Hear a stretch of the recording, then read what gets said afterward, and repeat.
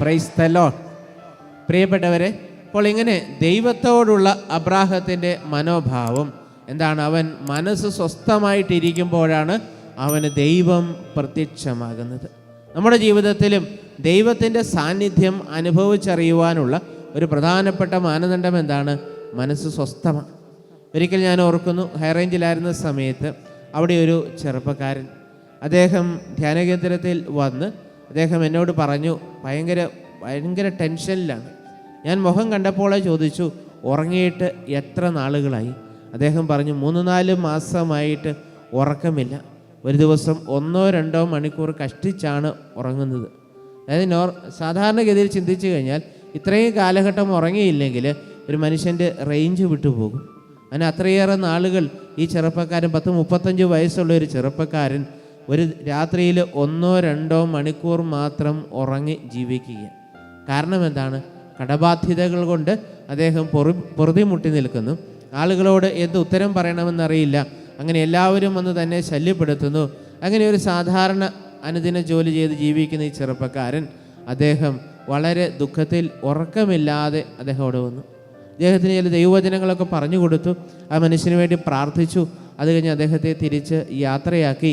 അത് കഴിഞ്ഞ് പിന്നീട് അദ്ദേഹത്തെ കണ്ടിട്ടില്ല. ഒരു 3-4 മാസം കഴിഞ്ഞപ്പോൾ വീണ്ടും അവിടെ ഈ ധ്യാനകേന്ദ്രത്തിൻ്റെ വരാന്തയിൽ ഒരു ചെറുപ്പക്കാരൻ ഇരിക്കുന്നത് ഞാൻ കണ്ടു. അപ്പോൾ ഞാൻ ചോദിച്ചു, ആയിട്ടുള്ളൊരു മുഖമാണ് എന്നെനിക്ക് മനസ്സിലായി. അപ്പോൾ ഞാൻ ചോദിച്ചു, എവിടെയോ കണ്ടിട്ടുണ്ടല്ലോ. അപ്പോൾ പറഞ്ഞു, അദ്ദേഹം വേറൊരു കുടുംബത്തെ അവിടെ കൂട്ടിക്കൊണ്ട് വന്നതാണ്. അപ്പോൾ അദ്ദേഹം അവിടെ ഇരിപ്പുണ്ട് വാതിക്കൽ. കസേരയിൽ ഇരിക്കുന്ന ആ വ്യക്തി പറഞ്ഞു, ഇത്ര നാളുകൾക്ക് മുമ്പ് കാണുവാൻ വേണ്ടി വന്നതാണ്. അപ്പോൾ ഞാൻ ചോദിച്ചു, അന്നത്തെ ടെൻഷനൊക്കെ മാറിയോ? അപ്പോൾ സ്വസ്ഥമായിട്ട് പറ്റുന്നുണ്ടോ എന്ന് ചോദിച്ചപ്പോൾ അദ്ദേഹം എന്നോട് പറഞ്ഞൊരു കാര്യം ഇതാണ്, ഇപ്പോൾ നല്ല കൂർക്കം വലിച്ച് സ്വസ്ഥമായിട്ട് എല്ലാ ദിവസവും ഉറങ്ങിക്കഴിഞ്ഞാൽ എഴുന്നേൽക്കാൻ വേണ്ടിയിട്ടാണ് ഇപ്പോൾ മടി എന്ന് പറഞ്ഞു. Praise the Lord. ഹല്ലേലൂയ. അദ്ദേഹത്തിൻ്റെ കടബാധ്യതകൾ മുഴുവൻ മാറിയിട്ടില്ല. പക്ഷേ കടബാധ്യതകളോടുള്ള ആ വ്യക്തിയുടെ നിലപാട് മാറി. കടബാധ്യതകളോടുള്ള നിലപാട് മാറി. അദ്ദേഹം ഏറ്റവും വലിയ സമ്പത്ത് ദൈവമാണെന്ന് മനസ്സിലാക്കി, വചനം പഠിച്ച് വചനം വായിച്ച് ദൈവത്തോടുള്ള അദ്ദേഹത്തിൻ്റെ സാന്നിധ്യം നിരന്തരം ഉണ്ട് എന്നുള്ളത്, സമ്പർക്കം നിരന്തരം ഉണ്ട് എന്ന് ബോധ്യപ്പെട്ടപ്പോൾ, പ്രാർത്ഥനയിൽ കൂടുതൽ ആശ്രയിച്ചപ്പോൾ, ദൈവത്തിൽ ആശ്രയിച്ചപ്പോൾ കടബാധ്യതകൾക്ക് കുറേ ശമനം വന്നു. അതിനേക്കാൾ ഉപരിയായിട്ട് മനസ്സിൻ്റെ നിലപാടുകൾ മാറി. അദ്ദേഹത്തിൻ്റെ ടെൻഷൻ മുഴുവൻ മാറി.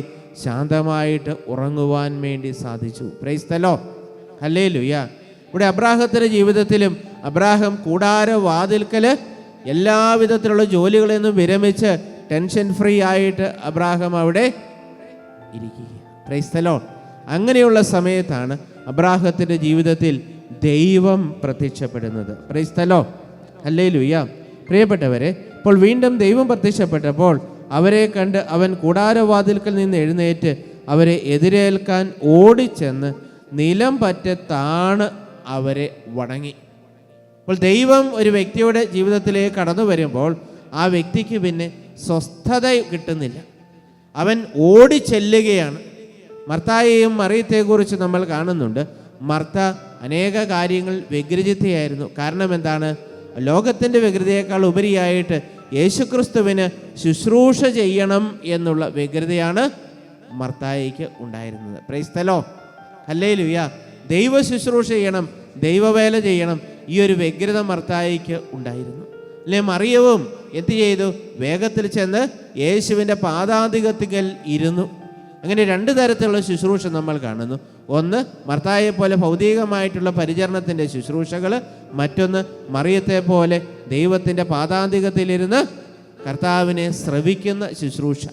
ഒന്ന് പ്രാർത്ഥിക്കുന്നത്, ഒന്ന് പ്രവർത്തനത്തിൻ്റെ ശുശ്രൂഷ. Praise the Lord. Hallelujah. Hallelujah. പ്രിയപ്പെട്ടവരെ, അതുപോലെ തന്നെ ബർത്തിമേസ് എന്ന അന്ധയാചകനെ നമ്മൾ കാണുന്നുണ്ട്. ശിഷ്യന്മാരും ജനക്കൂട്ടവും അവനെ തടഞ്ഞപ്പോൾ അവൻ കൂടുതൽ ഉച്ചത്തിൽ നിലവിളിച്ച് യേശുവിനെ വിളിച്ചപേക്ഷിച്ച് പ്രാർത്ഥിച്ചു എന്ന് വചനത്തിൽ നമ്മൾ കാണുകയാണ്. Praise the Lord. ഹല്ലേലൂയ. മിണ്ടാതിരിക്കുവാൻ വേണ്ടി പറഞ്ഞപ്പോൾ ബർത്തിമേയോസ് കൂടുതൽ ഉച്ചത്തിൽ യേശുക്രിസ്തുവിനെ വിളിച്ചു പ്രാർത്ഥിച്ചു.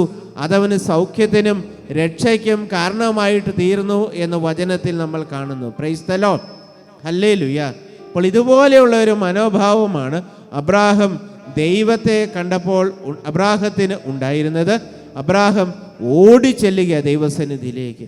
ഇനി മറ്റൊരു തടസ്സങ്ങളും ലോകത്തിൻ്റെ ഒരു തടസ്സങ്ങളും ദൈവദർശനത്തിന് എതിരായിട്ട് നിൽക്കുവാൻ പാടില്ല. അതുകൊണ്ട് മറ്റെല്ലാം മറന്നുകൊണ്ട് ഹൃദയത്തിൻ്റെ ശാന്തതയിലിരുന്ന് അബ്രാഹാം ദൈവദർശനം ലഭിച്ചപ്പോൾ ദൈവത്തിൻ്റെ അടുത്തേക്ക് അവൻ ഓടിച്ചെല്ലുന്നു. ഇനി മറ്റൊരു ചിന്തയും അബ്രാഹത്തിൻ്റെ മനസ്സിലില്ല. ദൈവ ശുശ്രൂഷ ചെയ്യുമ്പോൾ നമ്മുടെ ജീവിതത്തിലും ഉണ്ടായിരിക്കേണ്ട ഇതാണ്, ലോകത്തിൻ്റെ വ്യഗ്രതകൾ, ജീവിതത്തിൻ്റെ വ്യഗ്രതകൾ, ഇതൊന്നും നമ്മെ ബാധിക്കാൻ പാടില്ല. തിന്മകൾ നമ്മെ ബാധിക്കാൻ പാടില്ല. അതുകൊണ്ടാണ് ലൂക്കാ സുവിശേഷത്തിൽ വചനം പറയുന്നത് എന്താണ്? സുഖലോലുപത, മദ്യാസക്തി, ജീവിത വ്യഗ്രത. അപ്പോൾ ഈ ജീവിത വ്യഗ്രത ദൈവ വേലയ്ക്കും ദൈവ ശുശ്രൂഷയ്ക്കും തടസ്സമായിട്ടുള്ള ഒരു കാര്യമാണ്. Praise the Lord. ലോകത്തിൻ്റെ തിന്മകൾ, മദ്യാസക്തി, സുഖലോലുപത, ഇതൊക്കെ ലോകത്തിൻ്റെ തിന്മകളാണ്. അപ്പോൾ ലോകത്തോടുള്ള മൈത്രി ദൈവത്തോടുള്ള ശത്രുതയാണ്. ലോകത്തിൻ്റെ തിന്മകളിൽ നിന്ന് അകന്നു നിൽക്കുക ദൈവ ശുശ്രൂഷയ്ക്കുള്ള പ്രധാനപ്പെട്ട ഒരു മാനദണ്ഡമാണ്. രണ്ടാമത്തതാണ് ജീവിത വ്യഗ്രത. ജീവിതത്തെക്കുറിച്ച് എപ്പോഴും ആകുലപ്പെട്ടുകൊണ്ടിരിക്കുക. അപ്പോൾ അനാവശ്യമായിട്ടുള്ള ആകുലതകൾ മാറ്റി ഈ ആകുലതകളെല്ലാം ദൈവസന്നിധിയിൽ സമർപ്പിക്കുവാനുള്ള കൃപ നാം പ്രാർത്ഥിക്കണം. Praise the Lord, hallelujah.